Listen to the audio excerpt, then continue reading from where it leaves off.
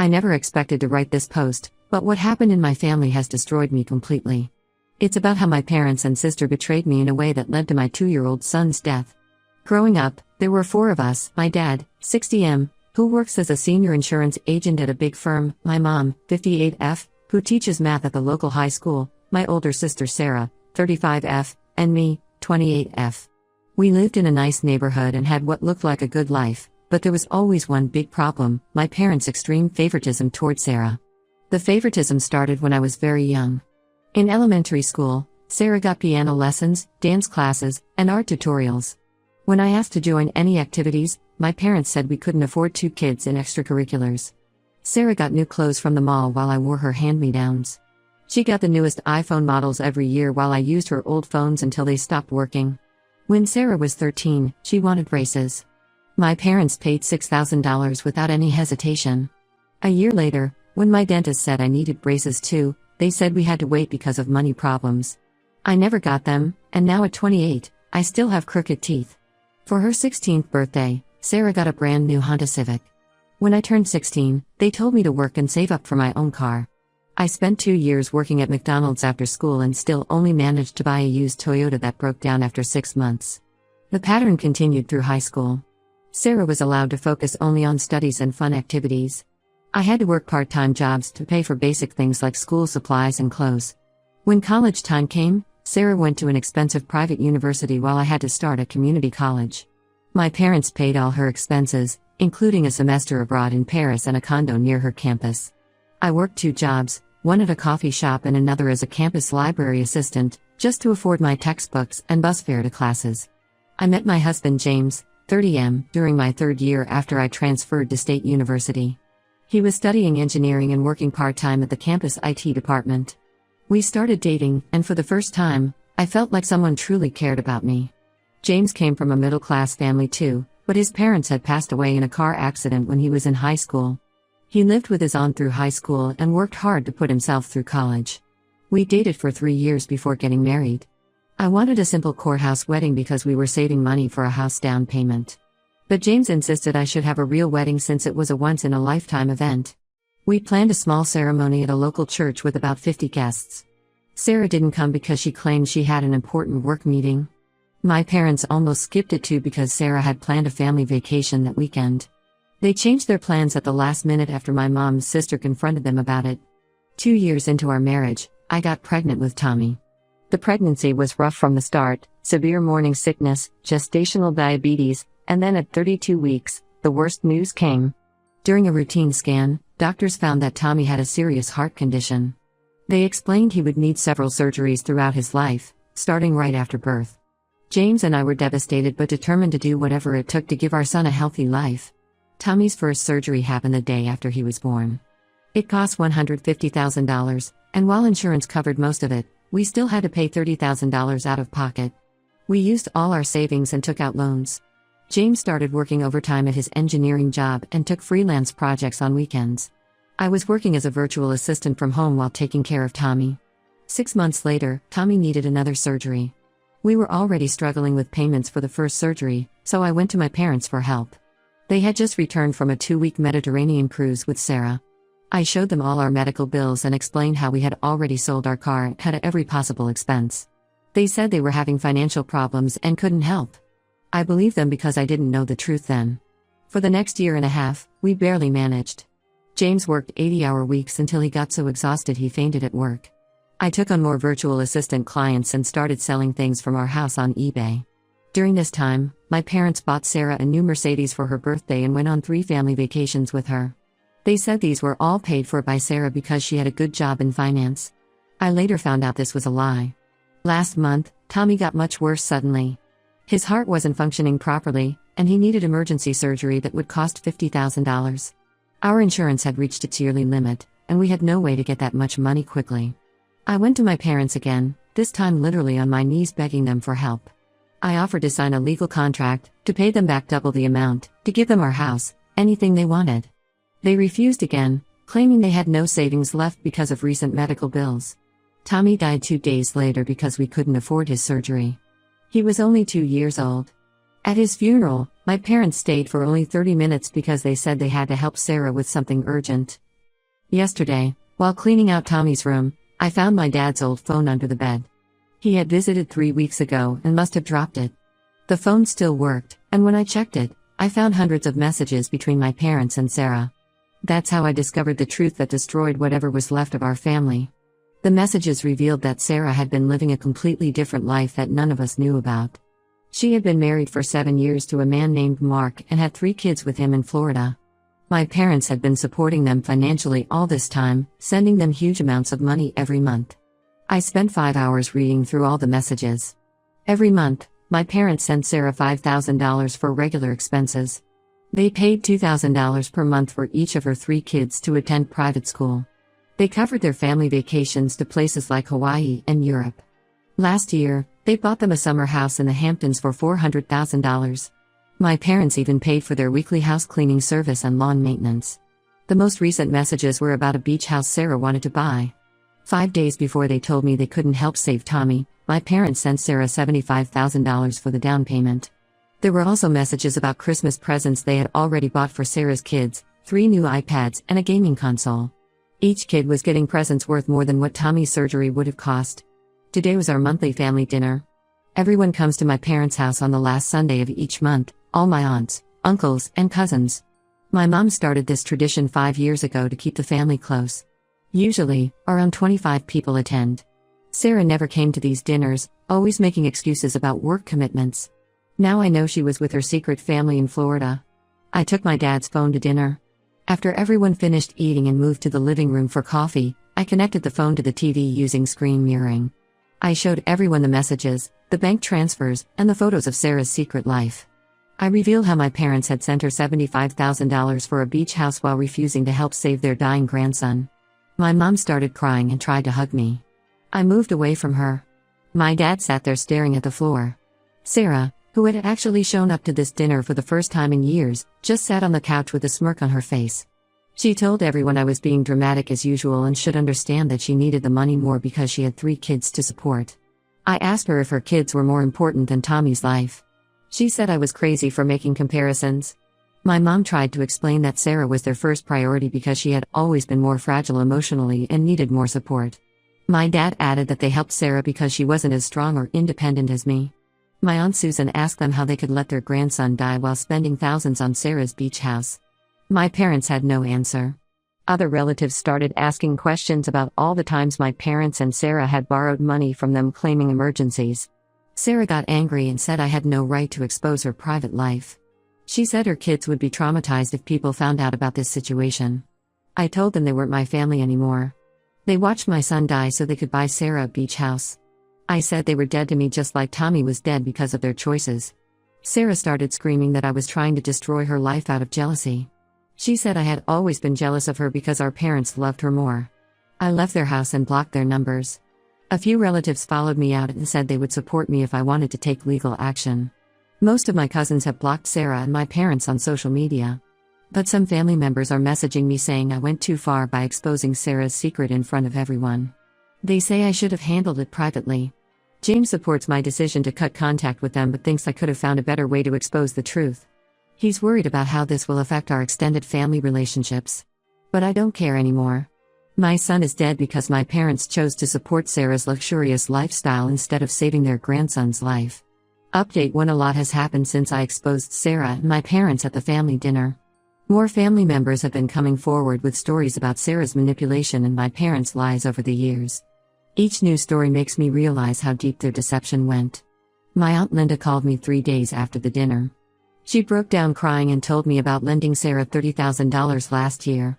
Sarah had claimed her oldest son needed emergency surgery for appendicitis. Linda emptied her retirement savings to help because she didn't want another child to suffer like Tommy. She later found out there was no surgery. Sarah used the money to renovate her beach house kitchen and install a pool. My cousin Emily's story was even worse. Last week, she came to my house and told me something that made me sick to my stomach. Sarah's husband Mark was actually Emily's fiancé 8 years ago. Emily and Mark dated through college and got engaged after graduation.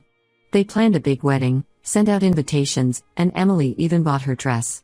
2 weeks before the wedding, Mark disappeared. He left a note saying he wasn't ready for marriage. Emily had a breakdown and needed therapy for 2 years. Now she knows the truth. Sarah had been secretly dating Mark for months while he was engaged to Emily. Sarah convinced him to leave Emily and move to Florida with her. My parents knew everything. They helped Sarah and Mark pick out their house in Florida. They even attended their small private wedding 3 months after Mark left Emily. All this time, they watched Emily suffer through depression while knowing exactly what Sarah had done. Then 2 more stories came out. Sarah's first husband Tom found me on Facebook. I didn't even know Sarah had been married before Mark. Tom and Sarah got married right after college and had a daughter together. When their daughter was 2, Sarah cleaned out their bank accounts and disappeared. She took $40,000 of their savings and all of Tom's inheritance from his grandmother. Sarah told everyone that Tom was abusive and she had to escape. Tom lost his job, his house, and nearly lost custody of their daughter because of Sarah's lies. He had been searching for Sarah for years to get child support for their daughter, who is now 15. My parents knew where Sarah was the whole time. They paid for lawyers to fight Tom's custody claims and helped Sarah create fake documents showing she was in danger from Tom. Last week, James found something in our safe deposit box that made everything worse. When Tommy was born, my parents opened a trust fund for him, just like they claimed to do for all their grandchildren. They promised to put $1,000 into it every month until he turned 18. The trust should have had over $100,000 in it. We found documents showing they had been transferring all the money to accounts for Sarah's kids instead. James kept digging through our papers and found more evidence of their deception. Every time we applied for financial assistance for Tommy's medical bills, my parents wrote letters to the hospital saying they couldn't help us because they were retired and living on fixed incomes. But their bank statements show they were making huge transfers to Sarah during the same time. My dad's secretary reached out to me through LinkedIn. She said my dad had been using company money to help Sarah, marking the transfers as business expenses. He falsified documents to show Sarah was a business consultant for his insurance firm. The secretary estimated he had diverted over $200,000 of company funds to Sarah in the past 3 years. My mom's best friend, who works at the same school, told me that my mom had been stealing from the school's fundraising accounts to send money to Sarah. She covered it up by altering the records. The school raised money every year for student medical emergencies. My mom was in charge of this fund and had access to all the accounts. Sarah has been trying to contact me from different phone numbers since I blocked her. Sometimes she threatens to sue me for defamation and invasion of privacy. Other times she calls crying, saying she needs my help because Mark is asking questions about her past. Yesterday she left a voicemail saying she would tell everyone I abused Tommy if I didn't stop people from investigating her finances.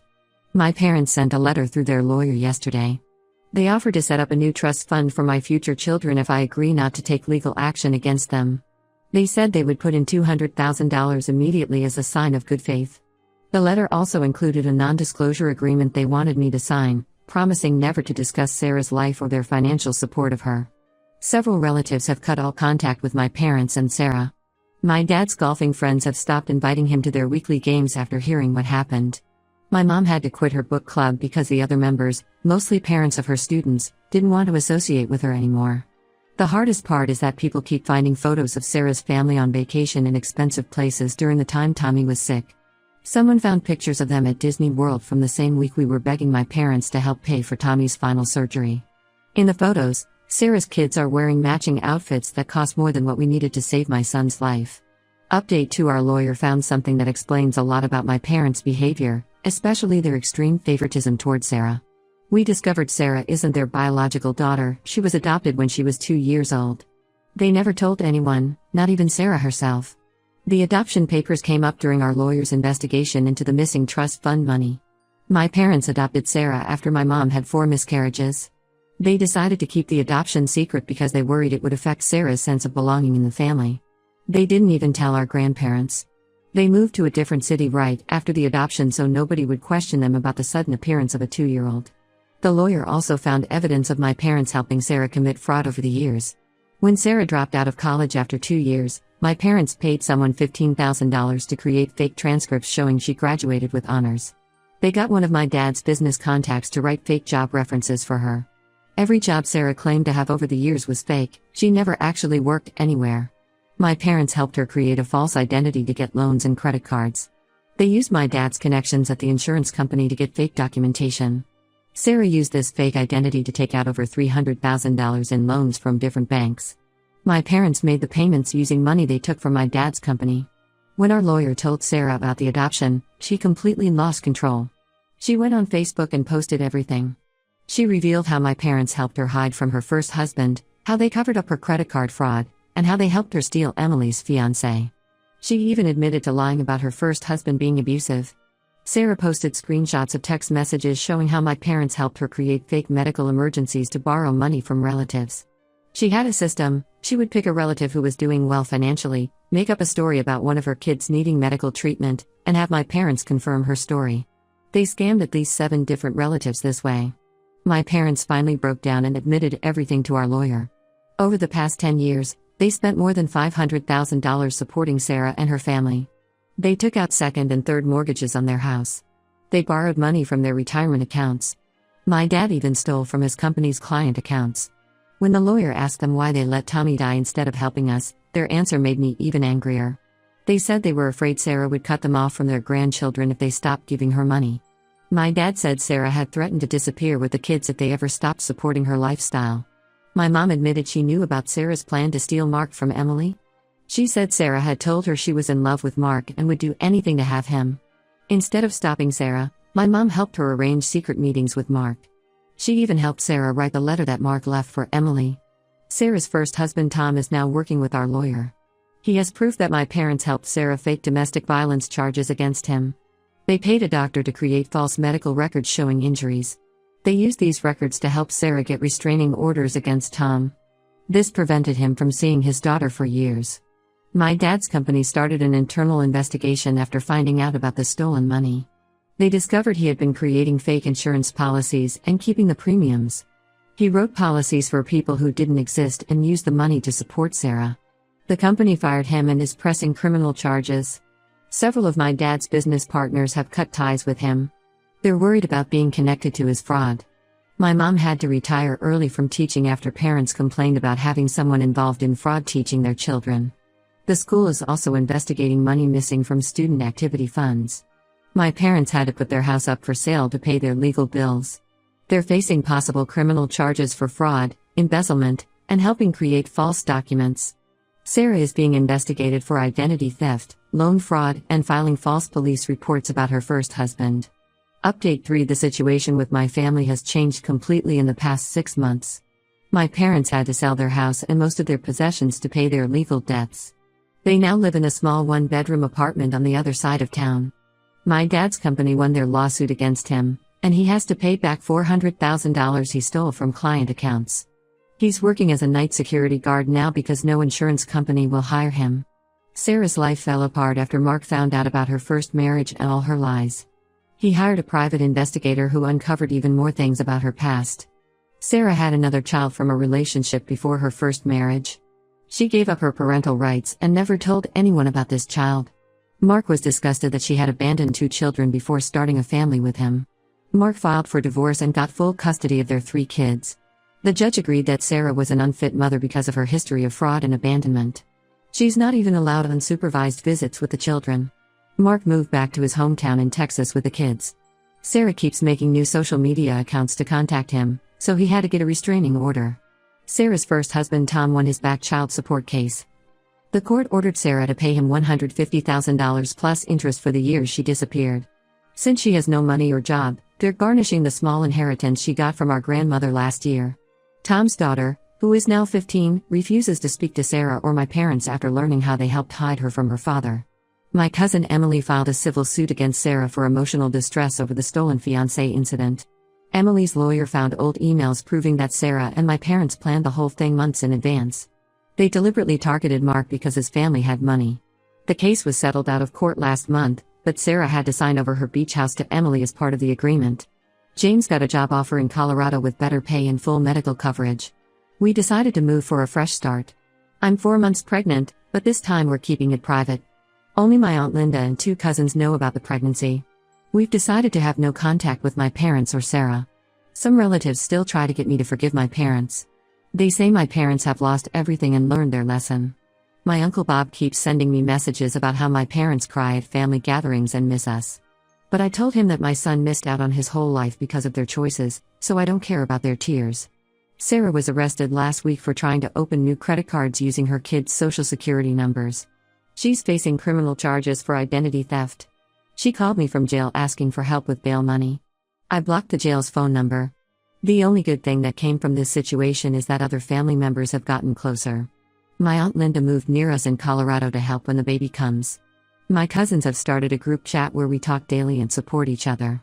We're building a new family without my parents and Sarah. I still miss Tommy every day.